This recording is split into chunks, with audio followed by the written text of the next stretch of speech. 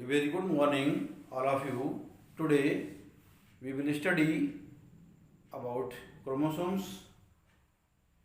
At the time of cell division, chromatin threads separate each other and become thin, thick, and small.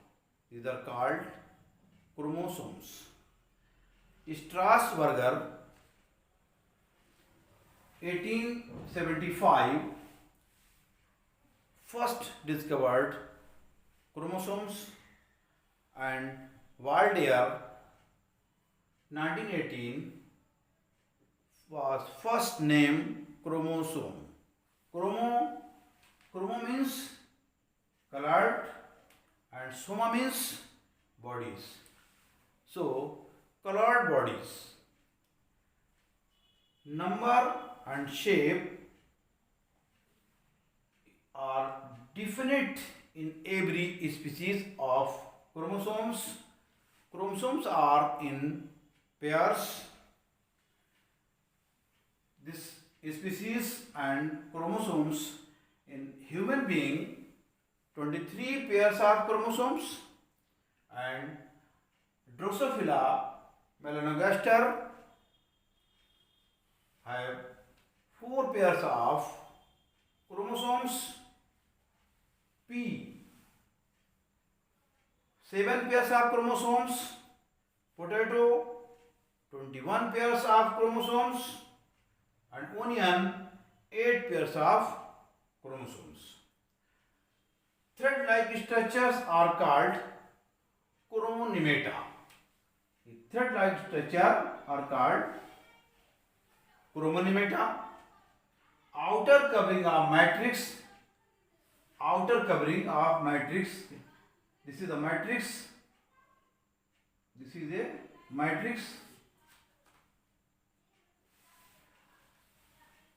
Outer covering of matrix is called pellicle. Oval thick part called centromere. Oval thick part called centromere. End point of chromosome is called satellite. And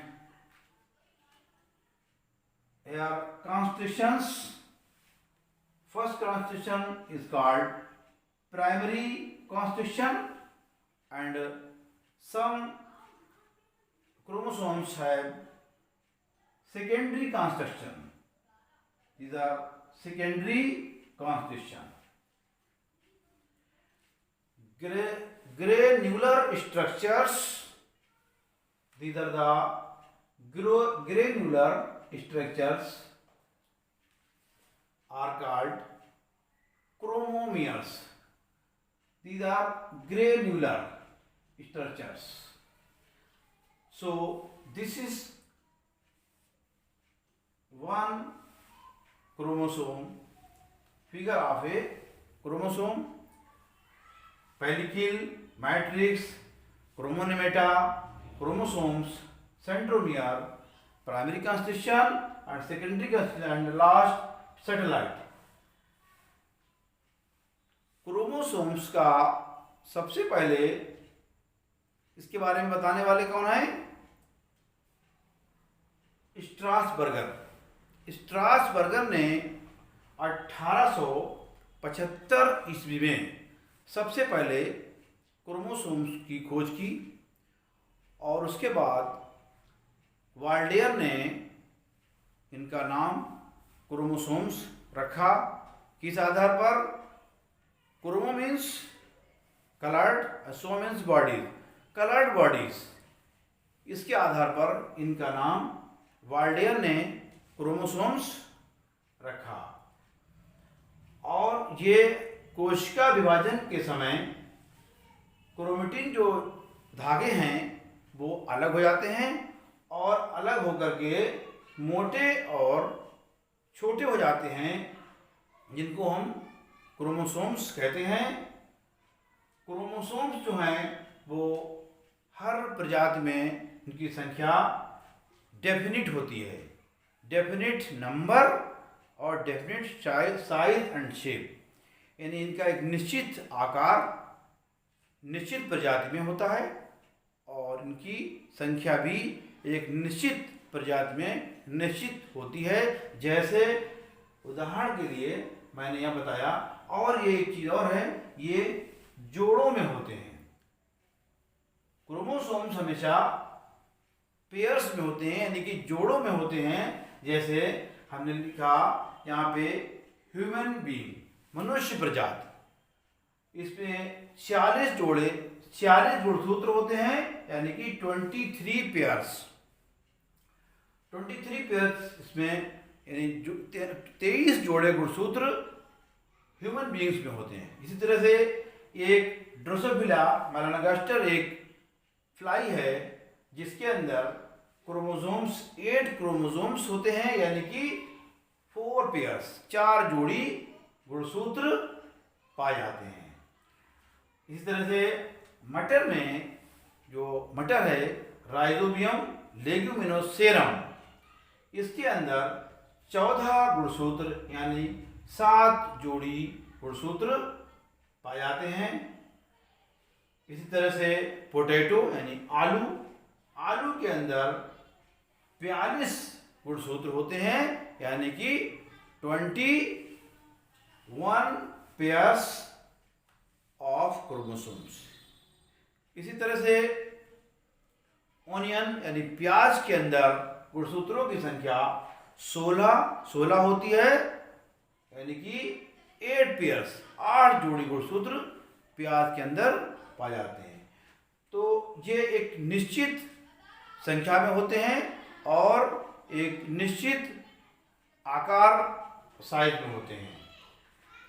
इसमें जो thread like structures हैं, यानी कि जो इसमें figure में जो दिखाया गया है, ये धागे की तरह जो रचनाएं हैं वो कहलाती हैं क्रोमोनिमेटा।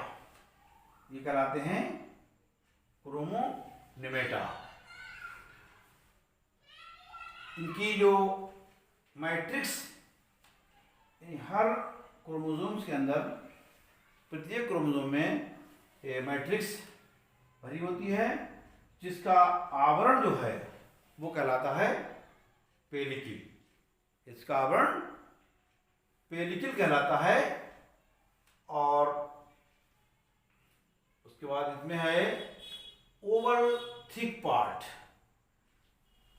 प्रत्येक क्रोमोसोम में जो यहाँ पे एक गोल सी रचना होती है जो कहलाता है वहाँ पर प्राइमरी कंस्टिट्यूशन, यानी प्राथमिक संकुचन।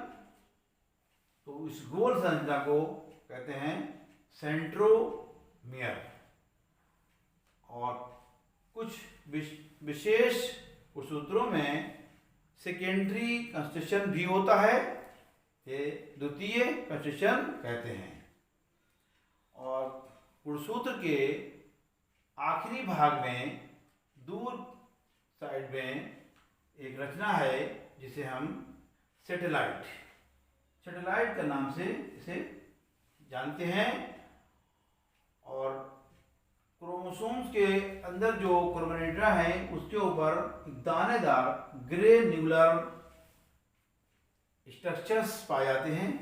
ये ग्रेन्युलर स्ट्रक्चर पाए जाते हैं, इनको हम क्रोमोमियर्स कहते हैं। तो एक जो गुणसूत्र है उसके अंदर ये चीजें पाई जाती हैं और ये सब जेनिक मटेरियल्स का काम करती हैं। और ये कैरेक्टर्स यानी कि आनुवंशिक जो पदार्थ हैं उनको एक पीढ़ी से दूसरी पीढ़ी में यानी कि जो ले जाने का काम ये करते हैं। यहाँ पर एक बात समझ लें कि जीन के बारे में। जीन क्या है? प्रत्येक एक गुणसूत्र एक गुणसूत्र में लगभग 10,000 से लेकर के 20,000 तक डीएनए पाए जाते हैं। यानी कि एक गुणसूत्र में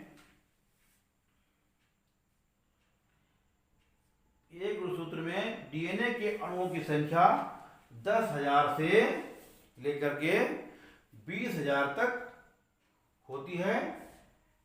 ये डीएनए गुणसूत्र पर आनुवंशिक की इकाइयां हैं और इन्हें जीन कहते हैं। ये जीन कैरेक्टर्स का मैसेंजर का काम करते हैं, यानी कि एक पीढ़ी से दूसरी पीढ़ी में जेनेटिक कैरेक्टर्स को वाहक का कार्य करते हैं, मैसेंजर का कार्य करते हैं।